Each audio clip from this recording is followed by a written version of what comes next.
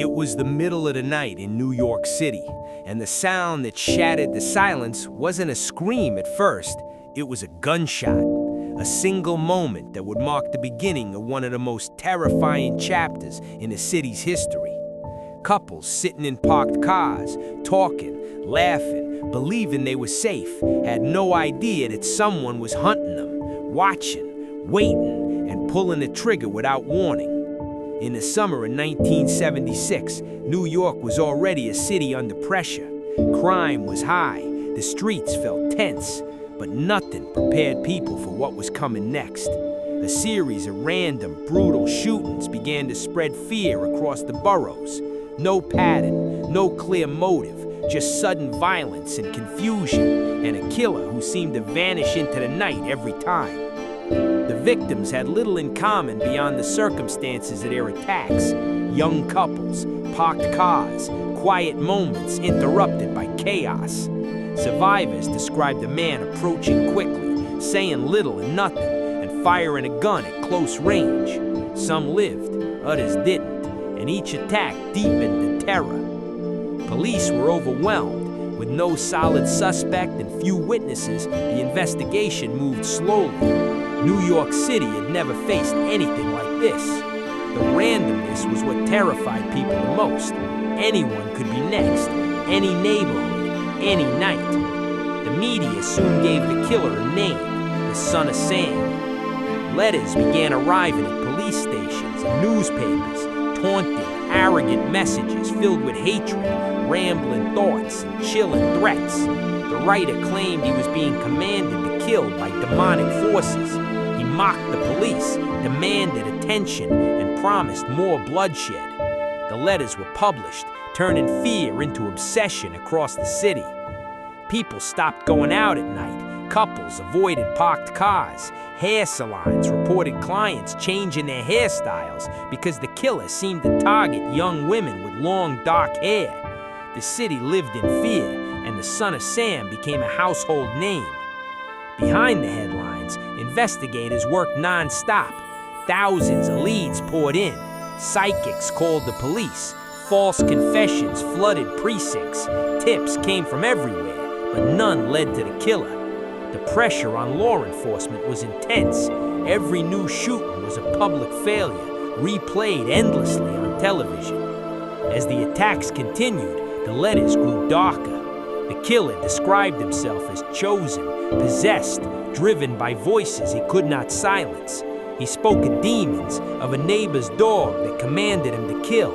To the public, he appeared insane. To the police, he was unpredictable and extremely dangerous. Then, in July of 1977, everything changed. After another shooting, investigators discovered a parking ticket near the crime scene. It had been issued to a car parked illegally close to where the attack occurred. That small piece of paper would crack the case open. The ticket led police to a quiet neighborhood in Yonkers, just north of the city. The car belonged to a man named David Berkowitz. He lived alone. He had no criminal record that immediately raised alarms. To neighbors, he was strange but harmless, quiet, awkward, unremarkable. When police arrived at his apartment, Berkowitz didn't run. He didn't resist. When confronted, he reportedly said words that would become infamous. "You got me." Inside his apartment, investigators found weapons, maps, writings, and evidence that confirmed their worst fears. David Berkowitz was the Son of Sam. The arrest shocked the nation. The idea that the most feared killer in New York City history was a lonely postal worker stunned everyone. But the story was far from over. During interrogation, Berkowitz claimed that a demon-possessed dog ordered him to kill. He spoke of voices, of messages sent through animals, of forces beyond his control. Some believed he was insane. Others believed he was lying, exaggerating, and creating a myth around himself. As time passed, Berkowitz changed his story. He admitted the dog story was fabricated. He confessed to the shootings and took responsibility. But then, years later, he made new claims that he was part of a satanic cult, that others were involved, that he was not acting alone. These statements reignited controversy and debate. Were there accomplices, or was Berkowitz manipulating the narrative once again? Psychologists studied him intensely. Some concluded he was a deeply disturbed man craving attention and control. Others believed he suffered from delusions and severe mental illness.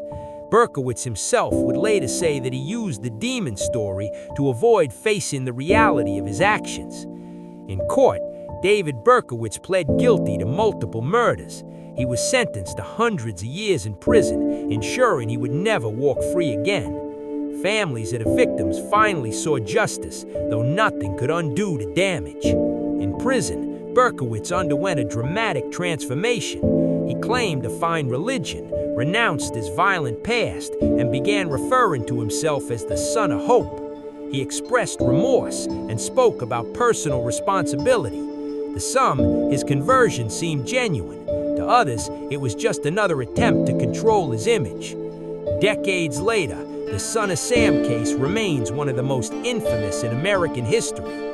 Not just because of the brutality, but because of the fear it created. A city paralyzed, a killer who turned murder into a public spectacle, and a man who blurred the line between madness and manipulation. David Berkowitz was not a monster hiding in the shadows of a dark alley.